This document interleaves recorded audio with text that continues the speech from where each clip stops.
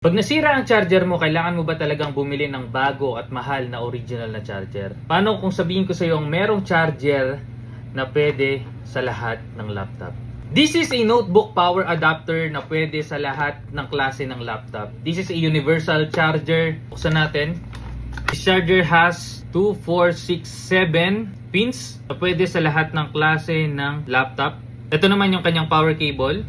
Ito naman yung kanyang adapter. So kung makikita mo dito, meron siyang settings. So merong iba't ibang output ng volts dyan. Meron kang makikita dito, merong 12 volts, 15 volts, 16, 18, 19, 20, and also 24 volts. So paano natin siya gagamitin? So kung makikita mo, ito yung dugtungan. Kuha ka lang ng isang pin.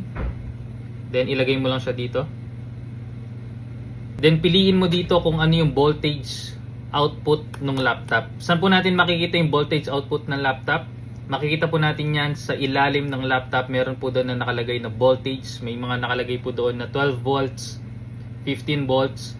So piliin lang natin, like for example, 19 volts yung laptop ko. So piliin lang natin yung 19. Meron siyang adjuster dito. Dati problema ko, iba't ibang charger sa bawat iba't ibang laptop. Pero because of this universal charger, pwede mo na siyang dalhin. Perfect siya pang travel. Isa na lang na charger yung dala mo. Pwede sa lahat ng klase ng laptop. And also, mas affordable siya compare sa mga original charger. Dahil itong charger na to is sobrang mura, sobrang ganda, and isang charger na lang yung dala mo para sa lahat ng laptop na meron ka. So, if you want this charger, nandyan sa baba yung basket.